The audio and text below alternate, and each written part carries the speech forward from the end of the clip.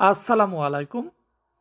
আমরা যারা ছাদ বাগান সহ মাটিতে বিভিন্ন জাতের গাছ লাগিয়েছি, তো আমরা চাই আমাদের গাছটা যেন খুব দ্রুত বড় হয় এবং প্রচুর পরিমাণ ফুল ফল আসে। তো এর জন্য আমরা জৈব উপায়ে কিভাবে সার তৈরি করতে পারি সে বিষয়টা নিয়ে আজ কথা বলবো।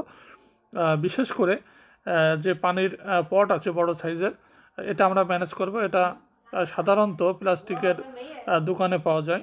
তো এর মধ্যে আমরা সামান্য কিছু পানি ব্যবহার করব। পানির মধ্যে আমরা তরকারির খোসা, এর পাশাপাশি পেঁয়াজ রসুনের খোসা এবং যে কোনো ফলের খোসা আমরা কিন্তু এখানে ব্যবহার করতে পারি। এটা বেশ কিছুদিন রেখে দিতে হবে। রেখে দেওয়ার পর আমরা কিন্তু এই পানিটা যদি নিয়মিত গাছে ব্যবহার করতে পারি, তাহলে ইনশাল্লাহ আমাদের গাছের বৃদ্ধিটাও দ্রুত হবে। এর পাশাপাশি আমাদের গাছের ফল থাকলে সেগুলো কিন্তু বড় হবে। তো এখানে আমি শুধুমাত্র তরকারির খোসাগুলো ব্যবহার করিনি, এর পাশাপাশি কিছু ঢ্যাপ সার এবং অল্প সামান্য ইউরিয়া আমি এর মধ্যে দিয়ে রেখেছি, যেন তরকারি খোসাগুলো খুব দ্রুত পচে যায়। আপনারা জানেন ইউরিয়া সার দিলে কিন্তু খুব দ্রুত তরকারি খোসাগুলো পচে যাবে।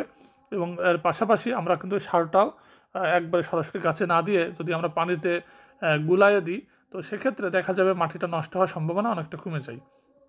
তো খুবই অল্প পরিমাণ রাসায়নিক সার ব্যবহার করবেন। এবং কেউ যদি মনে করে আমরা রাসায়নিক সার ব্যবহার করব না, তো সেক্ষেত্রে কোনো সমস্যা নেই। আপনার শুধুমাত্র জৈব সার এইভাবে বেশ কিছুদিন রাখলেও কিন্তু এর মধ্যে পোকা তৈরি হবে না। আপনারা যদি পানি দিয়ে রাখেন ভরপুর, তো সেক্ষেত্রে এই পানি প্রত্যেকটা গাছে আপনারা যদি চান রোজ দেবেন, তো রোজও দিতে পারেন, কোনো সমস্যা নেই। জৈব সার আপনারা একটু কম বেশি হলেও কোনো সমস্যা থাকে না, তবে রাসায়নিক সারের পরিমাণ একটু কম বেশি হলে কিন্তু অনেক সমস্যা হয়।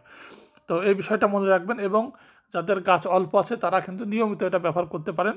যাদের গাছ অল্প আছে তারা 2-4 দিন পর পর ব্যবহার করবেন, ইনশাল্লাহ খুব ভালো রেজাল্ট পাবেন।